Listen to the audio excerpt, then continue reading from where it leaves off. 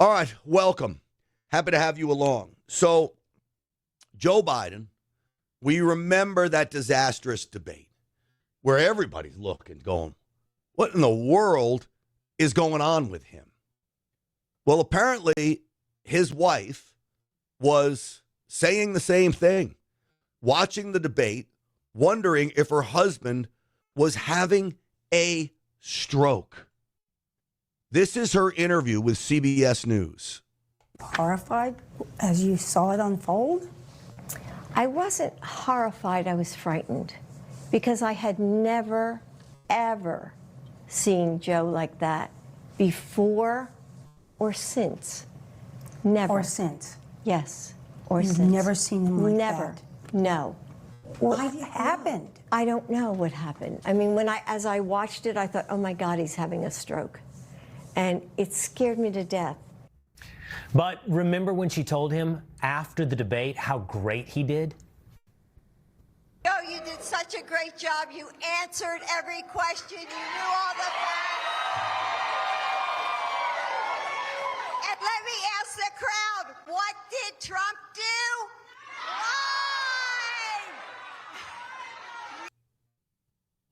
It's kind of sickening to watch. First off, I've got a number of thoughts about this interview conducted by the CBS reporter who, was part of the cover-up. CBS News is doing this, and Jill Biden says, I've never seen my husband do that before tonight. What about the blank stares? What about I got one word for you. What about all of the gaffes? We've played them here. I'm not going to do it again. I feel like I'm kicking an old man when he's down. But the reality is this isn't about Joe Biden. It's about the cover-up. It's about who took control of our government, hijacking an old man's body, taking control of our government when he was inept. And she said she'd never seen that before. Well, our own eyes had seen it before. I mean, listen to her again here. Having a stroke. Were you horrified as you saw it unfold? I wasn't horrified, I was frightened because I had never, ever seen Joe like that before or since. Now, folks, we have seen Joe Biden like that before that debate and after that debate. It was only 4 weeks later he was forced to drop out of that debate. That disaster of a debate is what literally sent him packing. Let me play this clip from CNN. I appreciate that we now get to see at least some version of a truth that she's putting out there, because I think, the conversation should be had about the deceptiveness I think that was behind this. Like, that's the conversation that I think ought to be had. You have some gall. This entire CNN panel was part of the cover-up. Anybody with common sense knew that he was mentally, forget about in decline, he was mentally gone. And now she's going to say, oh, we need to go through it all and see what was actually going on. Let's unpack it. Let's have a breakdown of what went wrong and who covered it. You covered it up. She did. The autopsy that the Democrats didn't delve into that, and but it should. Yeah. What kind of political system covers that up and makes it okay to lie to people about what everybody knows is true? Well, what I'm concerned. Well, that is rich. What kind of system covers it up and lies about it? Your system, CNN. That's the system that covers it up and lies about it. MSNBC, MS Now, whatever it's called. CBS News, NBC News, ABC News. Heck, even Fox News in its own way is part of the problem. There's so few outlets now that aren't covering it up. And I don't mean just Joe Biden. I mean covering up the Democrat ineptitude. this party is going to put AOC up as a possible candidate for the presidency.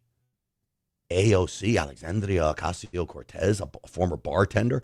What business does she have running for president? She can run for president. I can run for president. And I promise you, I've run more businesses than she ever has. And I'd be happy to take on AOC. I'm not running for president. I don't mean that. I'm just using it as an example. So this was after the debate in the back room, post-debate. Who can forget this? Let me see here. Mr. President, how did you perform tonight? I think you did well. Do you have any concerns